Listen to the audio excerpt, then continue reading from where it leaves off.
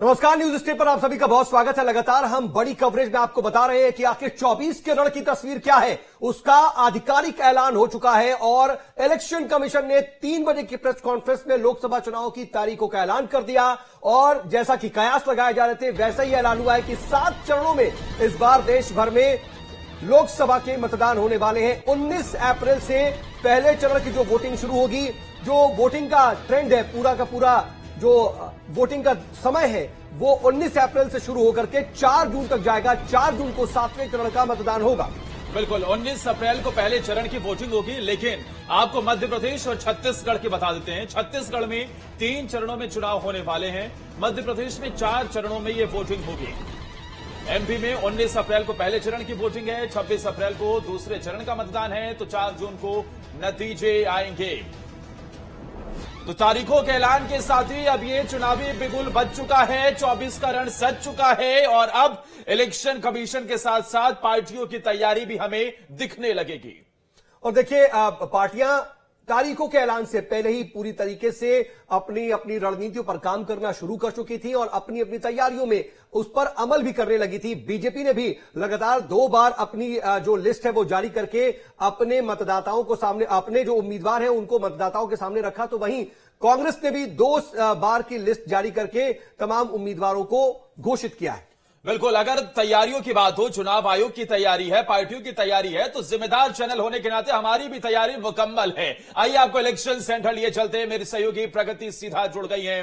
प्रगति, बताइए कौन सी महत्वपूर्ण जानकारी आपके पास? बहुत बहुत शुक्रिया आदर्श और सऊद आपका। सीधे आपको आंकड़े दिखाते हैं, समीकरण बताते हैं, कहां पर कितनी सीटें और कौन से चरण में चुनाव हुआ। मध्य प्रदेश में पहले चरण की बात करें, सीधी, शहडोल, जबलपुर में चुनाव होने हैं। इसके अलावा देखिए 6 सीटें हैं इसमें और सीधी के अलावा छिंदवाड़ा, मंडला और बालाघाट भी हैं।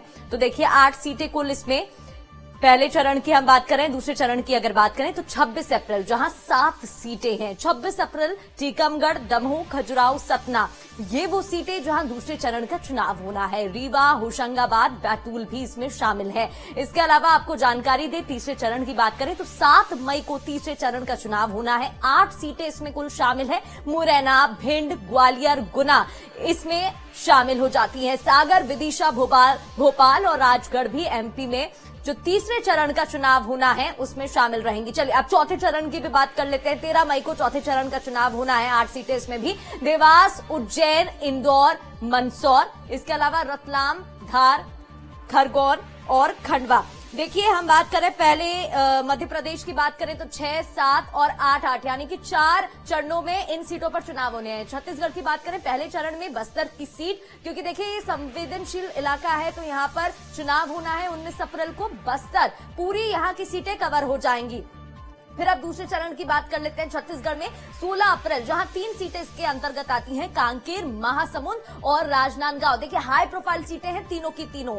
16 अप्रैल की हम ये जानकारी आप तक पहुंचा रहे हैं। अब तीसरे चरण की बात कर लेते हैं जो कि 7 मई को है। इसमें 7 सीटें आपकी आ जाती हैं। रायपुर, सरगुजा, रायगढ़, जांजगीर चांपा, दुर्ग, कोरबा और बिलासपुर। तो ये तीसरे चरण की जानकारी आप तक पहुंचा रहे हैं। ग्राफिक्स के जरिए आपको बताने की कोशिश कर रहे हैं कि किस तरीके से यहाँ पर तारीखों का ऐलान किया गया है। चलिए अब ये ग्राफिक्स आप टीवी स्क्रीन पर देख रहे हैं। बैतूल की अगर हम बात करें तो देखिए यहाँ पर बीजेपी की अगर हम बात करें तो दुर्गा दास उइके मैदान में है और कांग्रेस से रामू टेकाम। दोनों ही आदिवासी चेहरा है क्योंकि आदिवासी बाहुल्य सीटें मानी जाती है तो दोनों को ही मैदान में उतारा गया है। खरगोन पर नजर डाल लेते हैं। खरगोन की बात करें तो कांग्रेस से पोरलाल खड़ते हैं और गजेंद्र पटेल बीजेपी से हैं खरगोन सीट पर। मध्य प्रदेश की हम यहाँ पर बात कर रहे हैं। खरगोन के बाद धार आपको लिए चलते हैं। धार से आप देख रहे हैं राधेश्याम मुवेल को उतारा है मैदान में और सावित्री ठाकुर बीजेपी से, जो कि पिछली बार भी जीत दर्ज कर चुकी हैं। आगे बढ़ते हुए देवास आपको लिए चलते हैं। राजेंद्र मालवीय, चेहरा इस बार बदला गया कांग्रेस से,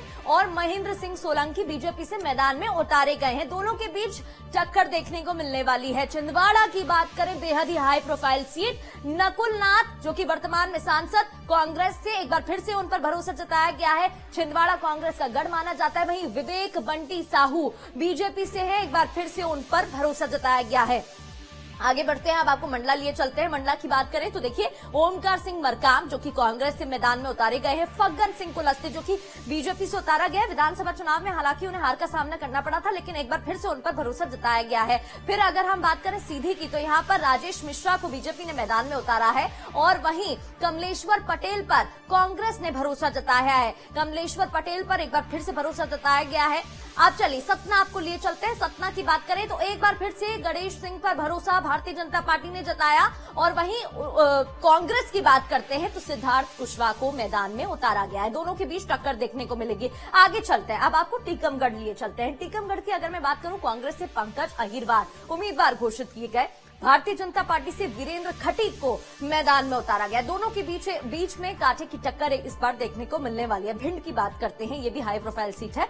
फूल सिंह बरैया को कांग्रेस ने मैदान में उतारा, चर्चित चेहरा। और संध्या राय की बात करें तो भारतीय जनता पार्टी ने इन पर भरोसा जताया है। चलिए, अब ये तो मध्य प्रदेश की बात थी, अब आपको छत्तीसगढ़ लिए चलते हैं। छत्तीसगढ़ जहां पर 3 चरण में चुनाव हो रहे हैं। राजनांदगांव बेहद ही high profile seat, Santosh Pandey Bharatiya Janata party से तो भूपेश बघेल कांग्रेस से मैदान में उतारे गए हैं। इसको लेकर तमाम राजनीति सियासत भी गर्माती दिखाई दी, सवाल उठते दिखाई दिए। कोरबा की बात करें, सरोज पांडे जो कभी चुनाव नहीं आ रहे, और वहीं कांग्रेस की बात करें तो ज्योत्सना महंत जो कि चरणदास महंत की अर्धांगिनी है, पत्नी है, वो भी जीत दर्ज करती आ रही हैं यहाँ पर। और जांजगीर चांपा का रुख कर लेते हैं, यहाँ पर आपको लिए चलते हैं बीजेपी के कैंडिडेट की जानकारी। कमलेश जांगड़े को मैदान में उतारा गया है, और शिव डहरिया को कांग्रेस ने मैदान में उतारा। एक बार फिर से उन पर भरोसा जताया गया है। जांजगीर चांपा की ये जानकारी अब आपको आगे लिए चलते हैं, और जांजगीर चांपा के बाद आपको बताते हैं कौन सी और सीटें जहां पर मतदान होना है। देखिए, हम छत्तीसगढ़ की यहां पर बात कर रहे हैं तो 3 चरण में यहां पर चुनाव होने हैं छत्तीसगढ़ में। पहले बस्तर की सारी सीटें कवर होंगी। रायपुर की हम बात कर रहे हैं, रायपुर एक और हाई प्रोफाइल सीट हो जाती है। ब्रजमोहन अग्रवाल जिस पर सवाल भी खड़े हुए, बीजेपी ने उन पर भरोसा जताया है। विकास उपाध्याय कांग्रेस से मैदान में उतारे गए हैं। विकास उपाध्याय जो कि भूपेश बघेल के भी करीबी माने जाते हैं। इसके अलावा महासमुंद सीट की बात करते हैं, यहां से रूप कुमारी चौधरी को भारतीय जनता पार्टी ने मैदान में उतारा, नया चेहरा।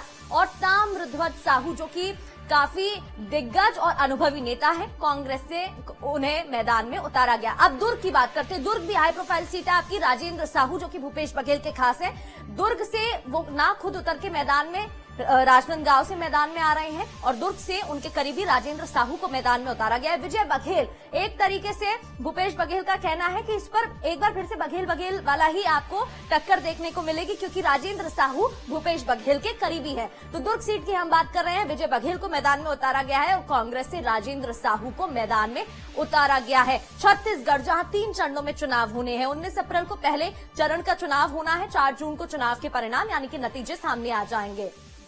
तो ग्राफिक्स के जरिए आपको ये जानकारी देने की कोशिश कर रहे हैं। दुर्ग सीट की आप यहां पर बात कर रहे हैं, जहां पर विजय बघेल को मैदान में भारतीय जनता पार्टी ने उतारा है। राजेंद्र साहू की बात करें तो कांग्रेस ने राजेंद्र साहू पर भरोसा जताया है। बिल्कुल, जिस तरीके से ये उम्मीदवारों के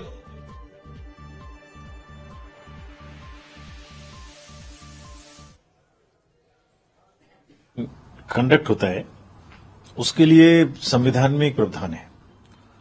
संविधान में आर्टिकल 83(2) ये प्रिस्क्राइब करता है कि असेंबली और पार्लियामेंट का जो कार्यकाल होगा वो 5 साल का होगा। और section 14 of the RP act 1951 में एक क्लॉज है कि जो असेंबली के खत्म होने का समय उससे 6 महीने पहले आपको चुनाव कराना है, पार्लियामेंट का चुनाव कराना है। और इसी तरीके से सेक्शन 15 में एकदम मिरर इमेज है जो असेंबली के लिए है। तो अभी जब तक संविधान में ये आर्टिकल है और पीपल्स रिप्रेजेंटेशंस पीपल एक्ट में ये दोनों प्रावधान है, जब तक हमारा काम उनके अनुसार इलेक्शन कराना है। तो जैसे जैसे कॉन्स्टिट्यूशन और आरपी एक्ट में अगर कोई परिवर्तन होता है तो हम उसके हिसाब से चुनाव कराएंगे। अभी हम इसके हिसाब से चुनाव कराएंगे। तो फिर इस लोकसभा चुनाव के बाद हमें परिवर्तन देख सकते हैं, क्योंकि ये कमेटी की रिपोर्ट अब आ गई है, अब सरकार को ये तो लेजिस्लेटिव कॉम्पिटेंस की बात है, मतलब इसका इलेक्शन कमीशन से कोई वो नहीं है। इलेक्शन कमीशन तो जो कॉन्स्टिट्यूशनल प्रोविजन होगा, जो एक्ट का प्रोविजन होगा, उसके अनुसार चुनाव कराएगा, हर स्थिति में चुनाव कराएगा। सर, आपके अनाउंसमेंट का जो है देश को इंतजार था, पार्टी को इंतजार था, और सारी तरफ से अच्छे रिएक्शन आ रहे हैं सारे, चाहे वो कांग्रेस हो, बीजेपी हो, आम आदमी पार्टी हो, रीजनल पार्टी हो, सबने स्वागत करा है आपके अनाउंसमेंट का। लेकिन एक जगह से, जम्मू एंड कश्मीर से जो है ये आवाज आ रही है कि जहां देश में 1 नेशन 1 इलेक्शन की बात हो रही है, लेकिन यहां पर इस स्टेट असेंबली का चुनाव नहीं कराया गया। आपकी बात से मैं अगर कहूं तो सहमत हूं। मतलब वहां भी हमें असेंबली का इलेक्शन कराना है, इसमें कोई दो राय नहीं है। मैंने आज प्रेस कॉन्फ्रेंस में बताया था कि दिसंबर 23 से हमारा लीगली चुनाव कराने का रास्ता खुला है असेंबली का। तो अभी तक तो मार्च ही है, अभी तक तो बर्फ ही है, अभी तक तो कुछ कराने का प्रश्न ही नहीं था। ये पहला मौका था हमारे पास जबकि हम 7 करा सकते थे। तो हम गए थे JNK में, और जैसे मैंने कहा कि सभी पॉलिटिकल पार्टीज ने हमसे कहा कि आप एक साथ कराइए। सबने कहा, मैं कोई उसमें, और हम मिलने ही पॉलिटिकल पार्टीज से गए थे, तो उनकी बात सुनना हमारा मतलब काम भी था। उसके बाद जब हमने एडमिनिस्ट्रेटिवली मीटिंग्स की तो all districts, all officers, almost जितने यूनानिमस पॉलिटिकल पार्टीज थी उतने ही यूनानिमस वो लोग थे कि एक साथ कराने में उन्हें वैसे इतनी दिक्कत नहीं है, बट उन्हें इतनी सिक्योरिटी फोर्सेस की एडिशनल आवश्यकता होगी। तो जब पूरे देश में एक साथ चुनाव चल रहे हैं तो उस समय में उतनी एडिशनल फोर्सेस एक पर्टिकुलर स्टेट के लिए दोबारा से इकट्ठी करने में थोड़ी कठिनाई आ रही थी। हम भी इसी इच्छा के थे कि एक ही बार में दोनों चुनाव हो जाएं, उसी बार में मशीन जाए, उसी बार में डबल डबल खर्चा भी ना हो। लेकिन उतनी उपलब्धता एक साथ इतने बड़े देश में हो पाना कि असेसमेंट के बाद संभव नहीं हो पाया। But it does not mean कि हम देर लगाएंगे, हम तुरंत समय सीमा के अंदर चुनाव कराएंगे। तो हम ये मान के चले सर कि लोकसभा का चुनाव जब खत्म हो जाएगा तो उसके बाद जम्मू कश्मीर में ही चुनाव होंगे? हम बहुत सीरियसली ये कोशिश करेंगे, बहुत सीरियसली। और वैसे भी सितंबर तक की समय सीमा तो है ही है, लेकिन हम बहुत जल्दी करेंगे कि हम करें, बहुत जल्दी करें, जिसमें यात्रा का भी ध्यान रखेंगे। सर, इस चुनाव में जो है अब पॉलिटिकल पार्टीज की आपने बात करी, मर्यादा की, कि दुश्मनी जम के करो, लेकिन ये गुंजाइश रहे कि जब हम कभी दोस्त हो तो शर्मिंदा ना हो। इस चुनाव के बाद आपका मैसेज पॉलिटिकल पार्टीज के लिए क्या है? अच्छे से अच्छे वातावरण में स्वस्थ और स्वच्छ चुनाव लड़ें, एथिकल कैंपेनिंग करें, और सब अपने अपने क्षेत्रों में अपने अपने हिसाब से सबको शुभकामनाएं। हम उन्हें लेवल प्लेइंग फील्ड प्रोवाइड करेंगे, ये हमारा काम है। हम उन्हें सारी मशीनरी को बहुत स्ट्रांगली ताकीद किया है कि भाई भेदभाव किसी के साथ मत करना। कोई सा भी राज्य हो, हर राज्य में अलग अलग सरकारें हैं, ऐसा तो है नहीं कि सब में एक ही जैसी सरकारें हैं। सबके लिए एक ही समान बात है कि भाई आप अपने राज्य में, कहीं पर ऐसा भी है कि राज्य में और केंद्र में अलग अलग सरकारें हैं, कहीं पर एक जैसी सरकारें हैं, हर तरीके में है। तो सबको व्यवहार न्यूट्रल करना है, बिकॉज एडमिनिस्ट्रेशन का काम, इलेक्शन मशीनरी का काम सबके लिए समान रहना है। Thank you, thank you, thank you, thank you. Election commissioner Rajiv को आप सुन रहे थे। राजीव कुमार जो इस बारे में जानकारी देते नजर आए जब उनसे ये पूछा गया कि क्या अब देश एक देश एक चुनाव की तरफ आगे बढ़ रहा है, तो उन्होंने कोविंद रिपोर्ट का जिक्र किया। उन्होंने कहा कि ये लेजिस्लेचर का काम है और हमें जिस तरीके से डायरेक्शन मिलेंगे उस दिशा में चुनाव आयोग पूरी तरीके से सक्षम है कदम उठाने के लिए। इसके साथ ही तमाम मुद्दों पर उन्होंने जानकारी दी कि कैसे राज्यों की भूमिका इस पूरे इलेक्शन में फ्री एंड फेयर करवाने की दिशा में होनी चाहिए। हमारे साथ हमारे 3 सहयोगी जुड़ गए हैं, 4 सहयोगी जुड़ गए हैं। एक तरफ संदीप जुड़े हुए हैं हमारे साथ भोपाल से, तो वहीं दूसरी तरफ विनोद ग्वालियर से जुड़ गए हैं, रोशन बिलासपुर से जुड़े हुए हैं, तो सचिन इंदौर से जुड़े हुए हैं। सबसे पहले संदीप आपके पास आते हुए, चुनावी तारीखों के ऐलान के साथ ही अब एक बड़ी चुनौती इस वक्त पॉलिटिकल पार्टीज के सामने यह है कि किस तरीके से अब इस इलेक्शन में जो कांग्रेस पार्टी ये सोचकर उतर रही होगी कि कैसे 2019 के परिणाम को बेहतर किया जाए, और भारतीय जनता पार्टी बची हुई एक सीट यानी कि 29वीं लोकसभा सीट छिंदवाड़ा पर फतेह करने की पूरी तैयारी में है। अब पॉलिटिकल पार्टीज की किस तरीके की तैयारियां नजर आ रही हैं चुनावी तारीखों के ऐलान के साथ ही?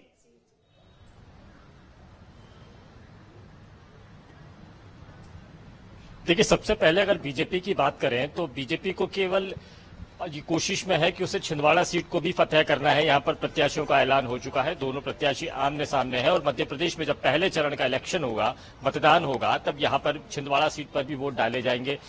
लेकिन केवल इतना ही नहीं है, बीजेपी का टारगेट तो क्लियर है, लेकिन जो कांग्रेस को उम्मीद नजर आ रही है वो मध्य प्रदेश की 12 सीटों पर नजर आ रही है, क्योंकि इन 12 सीटों पर विधानसभा चुनाव के लिहाज से कुछ जो कांग्रेस के विधायकों की संख्या ज्यादा है, यानी 6-7 विधानसभा सीटें एक लोकसभा क्षेत्र में होती है, वहां 4 या 5 या 6 कहीं कहीं पर ऐसे कांग्रेस के विधायक ज्यादा है। तो कांग्रेस को ये उम्मीद है कि जिन जगहों पर कांग्रेस मजबूती से विधानसभा में पहुंची है, शायद वो एक थोड़ा जोर और लगाया जाएगा तो ये लोकसभा जीत सकती है। और पिछली बार जो 28 सीटों पर हार का सामना करना पड़ा था और स्कोर जो 29 में से 1 और 28 का हो गया था, अब उस स्कोर में 1 से इजाफा किया जाएगा, तो कांग्रेस के लिए ये बात है।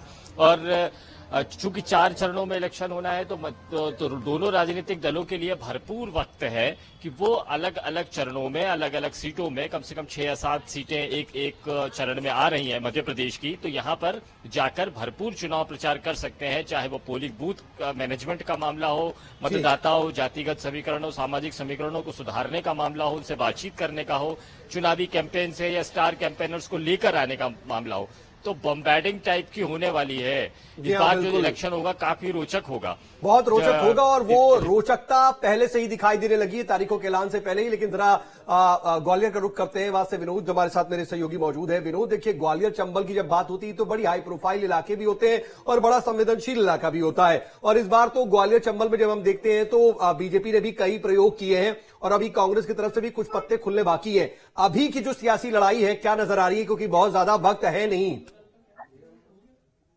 देखिए, अभी तक भारतीय जनता पार्टी अपने सभी ग्वालियर चंबल अंचल की जो 4 सीटें हैं, भिंड, मुरैना, ग्वालियर और गुना, इन पर कैंडिडेट घोषित कर चुकी है। गुना से जैसा कि ज्योतिरादित्य सिंधिया चुनाव मैदान में है, ग्वालियर से भारत सिंह, भिंड से संजय राय और मुरैना से शिवमंगल सिंह तोमर को टिकट दिया है। लेकिन कांग्रेस अभी तक केवल एक ही कैंडिडेट चुनाव मैदान में उतार पाई है, भिंड से फूल सिंह बरैया है। अब जब तक कांग्रेस अपने तीनों कैंडिडेट और घोषित नहीं कर देती, तब तक चुनाव में लोगों को अभी इंटरेस्ट आ भी नहीं रहा, क्योंकि वन साइडेड कैंपेन चल रहा है, वन साइडेड मीटिंग हो रही है, एक तरफा बीजेपी के नेता आ रहे हैं, काम कर रहे हैं, तो इतना ज्यादा रुचि अभी लोगों को देखने को मिल नहीं रही है। लेकिन जैसे ही कांग्रेस अपने कैंडिडेट का ऐलान करेगी, उसके बाद बिल्कुल तस्वीर साफ हो जाएगी, क्योंकि बड़ी संख्या ऐसे लोगों की भी है जो अभी चुपचाप बैठे हुए हैं, जो किसी कैंडिडेट के साथ नहीं लगना चाहते। केवल बीजेपी का कार्यकर्ता ही अभी बीजेपी के साथ खड़ा हुआ है। आम लोग तो तभी अपना डिसाइड करते हैं। 30 सेकंड में प्लीज। 4 चुनौतियां इलेक्शन कमीशन ने बताई, धन, बल, झूठी खबर और एमसीसी का उल्लंघन। इसमें एक बल वाला जो शब्द है ना, वो कहीं ना कहीं हमें ग्वालियर चंबल संभाग में दिखता है हर इलेक्शन में। इस बार हिंसा ना हो, क्या कदम उठ रहे हैं? देखिए, इलेक्शन कमीशन की कोशिश यही है कि जो संवेदनशील और अति संवेदनशील पोलिंग बूथ हैं, उन पर सुरक्षा कड़ी रखी जाए। और ऐसे जो पोलिंग बूथ हैं वो ज्यादातर भिंड के अटेर विधानसभा क्षेत्र में है, लाहौर में है, क्योंकि जो चंबल का बेल्ट पड़ता है जी, और इस इलाके में हमें आज भी देखने को मिलता है, विधानसभा के इलेक्शन में भी हमने देखा, और इलेक्शन के बाद भी अभी भी लगातार हम हर्ष फायरिंग से लेकर के बाकायदा ताबड़तोड़ फायरिंग की भी घटनाएं सामने आती हैं। थोड़ी बड़ी बातों पर ही देखिए कैसे गन निकल जाती है। लेकिन ठीक है, जरा सा हम आगे बढ़ते हैं। रोशन, फिलहाल किस तरीके की स्थिति नजर आ रही है बिलासपुर में? जी रोशन जी, बिल्कुल। देखिए, छत्तीसगढ़ में 3 चरणों में चुनाव होने हैं और बिलासपुर की अगर हम बात करें तो बिलासपुर में 7 मई को जो है वो चुनाव होंगे। और इसे लेकर जो है चर्चा सुबह से ही चल रही थी कि क्या कुछ कब जो है डेटों का ऐलान होगा। कुछ लोग हमारे साथ है, स्थानीय लोग हमारे साथ है, जो नजर बना के रखे हुए थे इलेक्शन कमीशन के निर्णय पर। चुनाव की तिथियों का ऐलान हो गया है, क्या लगता है किस तरीके का माहौल है? देखिए कि जिस हिसाब से छत्तीसगढ़ के चुनाव हुए थे विधानसभा के, और विधानसभा में कांग्रेस के जंगल राज से त्रस्त आके जनता ने एक तरफा बहुमत दिया था भारतीय जनता पार्टी को, तो उससे ऐसा प्रतीत हो रहा है कि पिछली बार तो हम बहुत कम सीटों में थे और भारतीय जनता पार्टी 15 सीटों में थी, तब तो 9 सीटें लोकसभा की जीते थे छत्तीसगढ़ में। अब तो 11 की 11 सीटें जीतेंगे। और सब 2 लाख बिलासपुर की सीट के बारे में बता दूं, कम से कम 3 लाख वोटों से यहाँ के प्रत्याशी विजय प्राप्त करेंगे। अभी तक कांग्रेस के प्रत्याशी ये तय नहीं कर पाए कांग्रेस प्रत्याशी तय नहीं कर पाए हैं। लगातार यहाँ से बीजेपी जीतती आई है, कांग्रेस अभी तक उम्मीदवार तय नहीं कर पाए हैं। इस बार कहाँ देख रहे हैं बीजेपी की ही मतलब पूरे 11 की 11 सीटें बीजेपी को ही आएंगी। उसका कारण यह है कि अभी जो कांग्रेस का पिछले राज्य सरकार में 5 वर्ष कांग्रेस का जो कार्यकाल था वो इतना ज्यादा जंगल राज था, लोगों को इतनी तकलीफें हुई हैं उससे कि लोगों का मन उनसे बहुत टूट चुका है। और अभी जो मोदी जी की गारंटी और जो मोदी जी के वादे के हिसाब से जो छत्तीसगढ़ सरकार अभी चुनाव जीत कर आई और उस हिसाब से उन्होंने गारंटी को लागू किया और जितनी जल्दी अपनी राज्य सरकार ने लागू किया इसको। ठीक है रोशन, आते हैं आपके पास। तो स्थिति यही है कि दोनों ही दम अपने दोनों ही दल जो है जीत का दावा कर रहे हैं। लेकिन जरा इंदौर का रुख करते हैं, सचिन वहां से मौजूद है। सचिन, इंदौर की स्थिति क्या नजर आ रही है? देखिए, बीजेपी ने अपने पुराने सांसद को पर ही भरोसा जताया है, कांग्रेस अभी भी तय नहीं कर पा रही कि आखिर किसको मैदान में उतारना है। तमाम चीजें वहां पर भी स्थिति नजर आ रही है। जी बिल्कुल, जिस तरीके से बीजेपी ने शंकर लालवानी को रिपीट किया है, वैसे ही अभी हालात कांग्रेस के साथ बहुत बुरे हैं, क्योंकि जीतू पटवारी ये चीज डिसाइड नहीं कर पा रहे हैं कि इंदौर में कौन से प्रत्याशी को टिकट दिया जाए, क्योंकि इसके पहले विशाल पटेल या संजय शुक्ला को टिकट देने की बात चल रही थी, जो कांग्रेस के ही विधायक के पूर्व में हो सकते हैं सामने। जी, क्या खुद जीतू पटवारी चुनाव लड़ सकते हैं? अभी तक ऐसा कुछ भी कोई चीज सामने नहीं आई है, क्योंकि आज हमने खूब कोशिश की थी उनसे संपर्क करने की। वो आज इंदौर में ही थे, लेकिन वह मीडिया के सामने आने को तैयार नहीं है, स्टेट न्यूज के सामने भी नहीं आने को तैयार हैं। हमारी यही कोशिश थी कि हम उनसे बात करें और आने वाली रूपरेखा के बारे में जाने कि इंदौर से मेन कैंडिडेट कौन होगा, क्योंकि इनको इंदौर से उम्मीदवार नहीं मिल रहा है अभी तक। लेकिन वह सामने आने को तैयार नहीं नजर आती है सऊद। एक तो विधानसभा के इलेक्शन में हार का सामना खुद जीतू पटवारी को करना पड़ा था। दूसरा ये कि जब बीते दिनों उनसे सवाल पूछा गया, मोहन मुख्यमंत्री क्या कह रहे हैं, कुछ सुनवाते हैं आपको।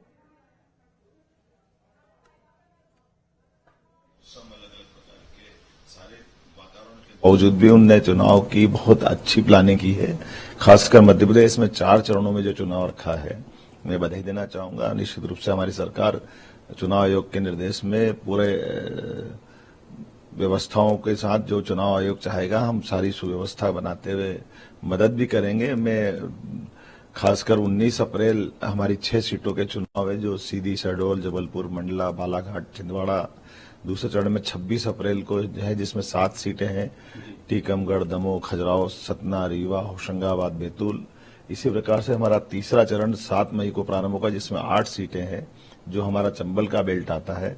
मुरैना, भिंड, ग्वालियर, गुना, सागर, विदिशा, भोपाल, राजगढ़, ये मध्य भारत वाला पूरा बेल्ट इसमें आएगा। इसी प्रकार से मालवा का बेल्ट हमारा चौथे चरण में आएगा। इसमें 13 मई को इसके वोट डलेंगे। देवास, उज्जैन, इंदौर, मंदसौर, रतलाम, धार, खरगोन, खंडवा, ये निमाड़ और मालवा का बेल्ट रहेगा। मुझे पूरा भरोसा है चुनाव आयोग के मार्गदर्शन में हमारे अपने सभी मतदाता अपने मताधिकार का उपयोग करेंगे और खासकर इस लोकतंत्र के पावन यज्ञ में हम सबकी जवाबदारी भी हो। चुनाव आयोग ने जैसा कहा है, हर व्यक्ति को वो कोशिश करेंगे हर एक व्यक्ति का वोट डले। और आपके माध्यम से मैं अपील करना चाहूंगा कि हर व्यक्ति जिसको इस चुनाव आयोग के निर्देश के अनुसार, जिनने 18 वर्ष की आयु पूरी कर ली है, वैसे